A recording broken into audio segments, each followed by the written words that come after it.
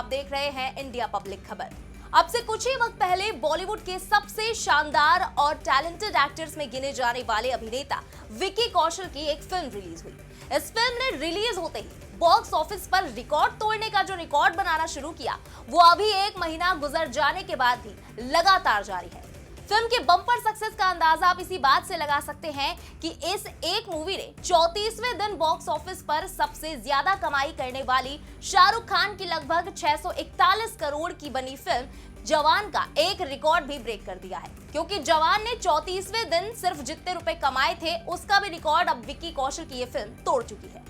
बात कर रहे हैं हम उसी छावा मूवी की, जिसने एक तरफ तो दर्शकों के दिल में ऐसी छाप छोड़ दी जिसे लंबे वक्त तक शायद ही कोई मूवी कम कर पाएगी, क्योंकि इस फिल्म में हमारे इतिहास का वो जख्म फिर से हरा होता दिखा जो आज से कईयों साल पहले वीर छत्रपति संभाजी महाराज पर क्रूर मुगल आक्रांता औरंगजेब के अत्याचारों की ऐसी कहानी बयां करता है जिसके बारे में हम और आप इससे पहले शायद अंदाजा लगाने की भी काबिलियत नहीं रखते थे।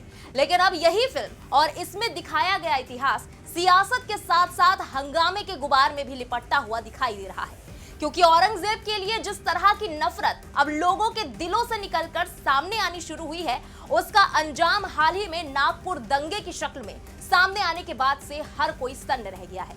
लेकिन सवाल ये भी उठ रहे हैं कि नागपुर में जो कुछ भी हुआ, क्या वो सिर्फ कोई प्रोवोकेशन यानी उकसावा था या फिर किसी बड़ी साजिश का नतीजा? 17 मार्च दिन सोमवार औरंगजेब की कब्र हटाने की मांग को लेकर महाराष्ट्र में विश्व हिंदू परिषद और बजरंग दल ने जमकर प्रदर्शन किया। इसी दौरान नागपुर में अफवाह फैली कि धार्मिक चिन्ह वाली एक चादर को जलाया गया है और फिर इसको लेकर जो विरोध प्रदर्शन शुरू हुआ उसने देखते ही देखते भयानक हिंसा का रूप ले लिया। कई गाड़ियों को आग के हवाले कर दिया गया। हिंसा में कई पुलिसकर्मी और आमजन जख्मी हो गए। हिंसक झड़प में 2 समुदायों के युवकों ने एक दूसरे पर पत्थर फेंके, कुछ गाड़ियां तोड़ी गईं, आगजनी हुई। डीसीपी निकेतन कदम पर भी हमला हुआ। गंभीर हालत में डीसीपी कदम को अस्पताल में भर्ती कराया गया। पुलिस ने आरएसएस मुख्यालय वाले महल में भीड़ को तितर-बितर करने के लिए आंसू गैस के गोले दागे और लाठीचार्ज किया। 2 बाकी पुलिसकर्मी भी घायल हुए। लेकिन ये दंगा आखिर किस हद तक भड़का और क्यों? क्या ये कोई गलतफहमी थी या साजिश? और कौन था इस पूरे दंगे का मास्टरमाइंड? अब इन सारे सवालों के जो जवाब सामने आने धीरे धीरे शुरू हुए हैं, उसे सुनकर आपके भी होश उड़ जाएंगे। तो चलिए एक एक करके जानते हैं नागपुर दंगे से जुड़ी सभी लेटेस्ट अपडेट्स के बारे में विस्तार से। महाराष्ट्र के नागपुर में बीते सोमवार को भड़की हिंसा के मास्टरमाइंड पर बड़ा खुलासा हुआ है। पुलिस का दावा है कि हिंसा का मास्टरमाइंड फहीम खान है। उसी ने लोगों को भड़काया, उकसाया और करीब 500 लोगों को पुलिस स्टेशन पर इकट्ठा किया। दरअसल नागपुर के गणेश पेट पुलिस स्टेशन में दर्ज दूसरी एफआईआर में ये सारे खुलासे हुए हैं। एफआईआर के मुताबिक भीड़ ने अंधेरे का फायदा उठाकर महिला पुलिसकर्मी के साथ बदसलूकी करने की भी कोशिश की। विश्व हिंदू परिषद और बजरंग दल के कार्यकर्ताओं ने गांधी गेट के पास छत्रपति शिवाजी महाराज के पुतले के सामने औरंगजेब की कब्र के खिलाफ नारेबाजी करते हुए विरोध प्रदर्शन किया था और औरंगजेब का प्रतीकात्मक पुतला भी फूका था। इसके बाद विरोध में माइनॉरिटी डेमोक्रेटिक पार्टी यानी कि एमडीपी के शहर अध्यक्ष फहीम खान की अगुवाई में पुलिस स्टेशन पर भीड़ इकट्ठा हुई। जानकारी के मुताबिक इस भीड़ ने कुल्हाड़ी, पत्थर, लाठियां और बाकी खतरनाक हथियारों के साथ क्षेत्र में आतंक पैदा करने के इरादे से घातक हथियारों को हवा में लहराना शुरू किया और लोगों में डर पैदा किया और धार्मिक दुश्मनी बढ़ाने के इरादे से सामाजिक सद्भाव को बिगाड़ने की कोशिश की। यही नहीं, कहा यह भी गया है एफआईआर में कि भीड़ के सदस्यों ने जान से मारने की नियत से भालदारपुरा चौक इलाके में पुलिस पर घातक हथियार और पत्थरों से हमला किया। उन्होंने पुलिसकर्मियों पर पेट्रोल बम भी दागे। उनमें से कुछ ने अंधेरे का फायदा उठाकर आरसीपी दस्ते की एक महिला कांस्टेबल की वर्दी और शरीर को भी गलत तरीके से छुआ, यानी कि बदसलूकी करने की कोशिश की और उसने अन्य महिलाओं के साथ भी यौन दुर्व्यवहार किया और उत्पीड़न किया। कुछ महिला कर्मचारियों को देखकर उन्हें गंदे गंदे अश्लील इशारे किए और भद्दे कमेंट पास किए। यह आपको बता दें कि फहीम खान केंद्रीय मंत्री और बीजेपी के वरिष्ठ नेता नितिन गडकरी के सामने नागपुर के लोकसभा चुनाव और विधानसभा चुनाव में भी लड़ चुका है। हालांकि दोनों ही चुनावों में उसकी जमानत जब्त हो चुकी थी। अब दूसरी तरफ नागपुर पुलिस आयुक्त रविंद्र सिंघल ने फहीम खान को लेकर बयान जारी किया। उन्होंने कहा कि हिंसा में कुछ लोगों का कोई रोल है या फिर इन्होंने लोगों को उकसाया है, इस बारे में जांच की जा रही है। हम लोग जांच कर रहे हैं। इस मामले में कोई एक व्यक्ति था या कोई ऑर्गेनाइजेशन था, हमारी इस पर भी जांच जारी है। हम सारे एंगल पर इंक्वायरी कर रहे हैं उन्होंने कहा कि 6 एफआईआर दर्ज की गई हैं जो सभी एक दूसरे से जुड़ी हुई हैं। जांच जारी है और हम उन व्यक्तियों का पता लगा रहे हैं जिनके नाम इस मामले के संबंध में सामने आए हैं।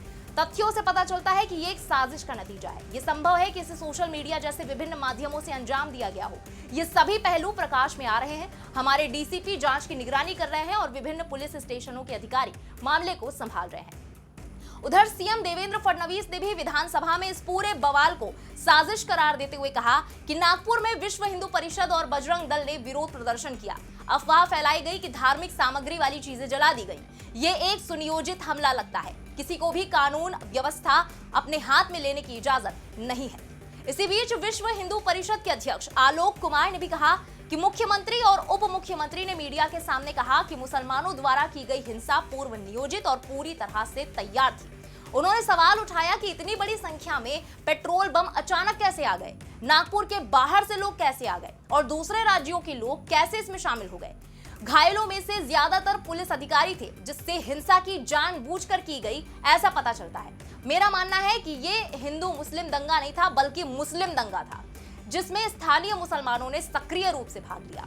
इसके अलावा बीजेपी विधायक मनोज सिंह बिष्ट ने भी इसे षड्यंत्र करार देते हुए कहा कि जिस तरह से इस घटना को अंजाम दिया गया, जिसमें कुल्हाड़ी, तलवार और हथियारों का इस्तेमाल किया गया, उससे साफ पता चलता है कि ये पूरी तरह से योजनाबद्ध था। ये मुझे लगता है। साथ ही बीजेपी विधायक संजय उपाध्याय ने भी यही बात दोहराते हुए कहा कि उन्होंने एक रणनीति के तहत, एक षड्यंत्र के तहत ये किया है और जिस स्रोत से एक दूसरे को सारी जानकारी सामने आई है उससे स्पष्ट है कि ये समाज जब भी हिंसा करता है तो पुलिस के खिलाफ करता है, महिलाओं के खिलाफ करता है। आज से नहीं, मुगलों के जमाने से ये इनका स्वभाव रहा है। इन्होंने कभी महिलाओं का सम्मान नहीं किया। हालांकि इस बीच अपनी जनता पार्टी के अध्यक्ष स्वामी प्रसाद मौर्य ने उल्टा बीजेपी पर पलटवार करते हुए कहा कि देश में औरंगजेब से पहले नाथूराम गोडसे पर चर्चा होनी चाहिए। इस बात पर चर्चा होनी चाहिए कि अगर औरंगजेब की कब्र खुदे तो क्या नाथूराम गोडसे का समाधि स्थल होना चाहिए। औरंगजेब ने अगर अपने पिता को जेल में कैद किया तो नाथूराम गोडसे ने राष्ट्रपिता की हत्या की थी। नाथूराम गोडसे ज्यादा बड़ा अपराधी है। देश में 1100 साल तक मुसलमानों का शासन रहा, लेकिन हिंदू कभी असुरक्षित नहीं रहे। आज हिंदुत्व का दंभ भरने वाले मोदी और योगी के राज में अगर हिंदू खुद को असुरक्षित महसूस कर रहे हैं तो उस पर विचार होना चाहिए। अब आपको बता देते हैं कि पुलिस की एफआईआर में क्या क्या बातें मेंशन की गई हैं। नागपुर हिंसा में 57 धाराओं में एफआईआर दर्ज हुई है। इनमें बीएनएस यानी कि भारतीय न्याय संहिता की 46 धाराएं लगाई गई हैं। मामले में 51 आरोपी नामजद हैं। एफआईआर में कहा गया है कि भीड़ ने भड़काऊ नारे लगाने शुरू कर दिए और झूठी अफवाहें फैलाते हुए कहा कि अभी पुलिस को दिखा देंगे, हम उन्हें या किसी भी हिंदू को नहीं छोड़ेंगे। इसके अलावा पुलिस की चेतावनी के बावजूद भीड़ ने कुल्हाड़ियों, पत्थरों, डंडों और अन्य घातक वस्तुओं समेत खतरनाक हथियारों से खुद को लैस किया। उपद्रवियों ने पूरे इलाके में आतंक मचाया। भीड़ ने जानबूझकर सांप्रदायिक तनाव पैदा करने और सामाजिक सद्भाव बिगाड़ने की कोशिश की।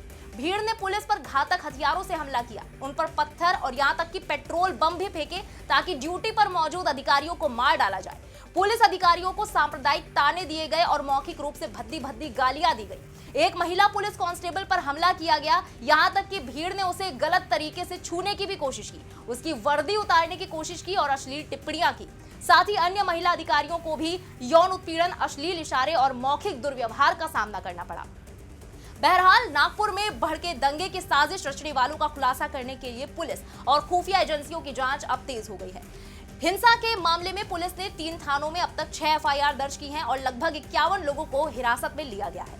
पुलिस ने लगभग 1250 लोगों के खिलाफ एफआईआर दर्ज की है, जिसमें से 100 से 200 लोगों की अब तक पहचान हो पाई है। वहीं जिस फहीम खान को इस साजिश का मास्टरमाइंड बताया जा रहा है, उसके बारे में भी इंक्वायरी तेज हो गई है। सुरक्षा और खुफिया एजेंसियां इस बात की जांच कर रही हैं कि फहीम खान वास्तव में इस मामले का असली मास्टरमाइंड है या फिर उसके आका कोई और ही लोग हैं। ऐसा भी हो सकता है कि फहीम खान एक मामूली मोहरा हो और इसको लेकर नागपुर पुलिस के बाद अब खुफिया एजेंसियां भी जांच में पूरी तरह जुट चुकी हैं। लेकिन जिस तरह से औरंगजेब को लेकर छिड़ी जुबानी जंग अब इस तरह के दंगे के रूप में सामने आई है, तब से यह मामला सिर्फ इतिहास का ना रहकर सियासी और पेचीदा भी हो चुका है। ऐसे में देखना होगा कि आने वाले वक्त में इस मुद्दे पर क्या कुछ खुलासे होते हैं। फिलहाल इस पूरी खबर पर आपका क्या कहना है, कमेंट में अपनी राय जरूर बताएं। बने रहे इंडिया पब्लिक खबर के साथ। हमारे YouTube चैनल को सब्सक्राइब करें, बेल आइकन दबाना बिल्कुल ना भूलें।